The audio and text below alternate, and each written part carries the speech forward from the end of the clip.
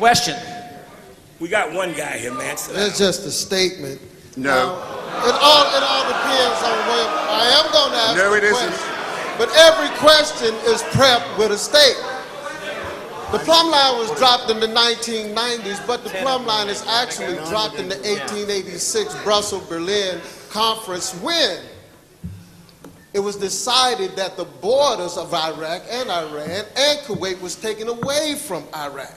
You drop it in 1991, you drop it in 79, but you drop it in 1886 and then in the First World War and the Second World War, where the British lost all their power, but the United States came up with power, understood the understanding of oil, and began to murder off a bunch of people. Now, my question is to you. If you drop the plumb line here, as Reverend James Montgomery would say, you drop the plumb line where you want to drop the plumb line and try to make a statement. We dropped the plumb line back when there was a power in the European nation trying to take over the oils and the rest of the natural resources from the rest of the world. Can we get to the question, please? Which this country has built itself on the natural resources of others around the world. My question to you is, Yes. I am. Yeah, okay, fine.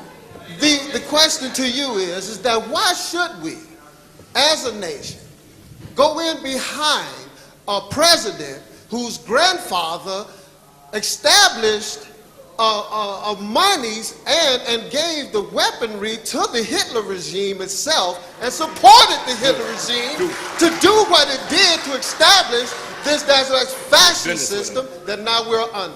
Okay, well, that contains all the elements of an excellent question, and I commend it to emulators. And I love the historical dimension because it's very important.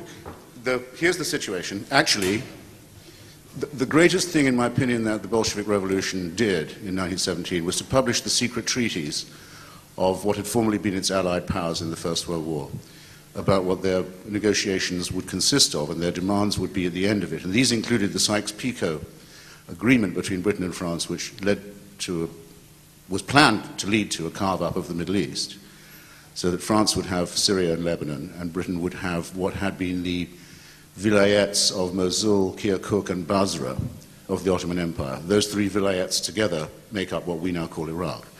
But there was no Iraqi border to redraw before then, if you get my meaning. And the autonomy of Kuwait as a separate entity had been established long before the Iraqi borders were drawn. So, roughly speaking, it corresponded to what the Mesopotamian provinces of the Ottoman Empire had been, and it's a very unhappy border, and always was, including under Turkish imperialism. What you need to know about the response to Lenin's policy in this respect is the following. I mean, there are many things, but this is the relevant one. President Woodrow Wilson, on finding out that that's what his allies were doing in the region, proclaimed his 14 points, calling for national self-determination in the region. And he didn't feel he could join the First World War if it was so obviously an imperialist war as these disclosures had revealed. That's important because we're bound by that decision too. Those 14 points include a promise of self-determination to Iraq, to the Kurds, who'd been enclosed against their will within the Iraqi state, to the Armenians and to the Palestinians. It's very important. I think Americans are also, to some extent, morally bound by it. And the more one investigates this history, the more one realizes what the depth and length of our responsibility is. And that was the point I hoped to make this evening in the first place. This does not start with the project for the new American century or any of this paranoid garbage that you This hear. war does. No, excuse me. This war does. No, this war does, and I can demonstrate that This war it does. started in 1991. Now, just to the gentleman's last question, which I'm answering, why, therefore, does America, or does the United States and its people have the right to decide, as with the Senate resolution of 1998, on a policy of regime change? How can we do this if George Bush's grandfather was a Nazi? Well, now, ladies and gentlemen, I invite you to consider carefully. If George Bush's grandfather's Nazism means that we cannot stick up for human rights, and if we can't have a policy of our own that differs from his, we really would be on a Bush plantation, wouldn't we? And we're not. We have the right to say that we want to reverse the evil of past policies, and precisely the evil of those past policies redoubles our responsibility to correct them. If I have to say this again, I will feel I've been wasting my time, and even worse, yours. Thanks. I just want to say one brief thing here, right now, right here. This particular war here, I would like to invite Mr. Hitchens. I have a 2-hour radio show. Come on and debate me about this. I would like us to go head to head about this. I already war. said yes. And I will demonstrate to you all that this war is a result of all of these mad policy wonks.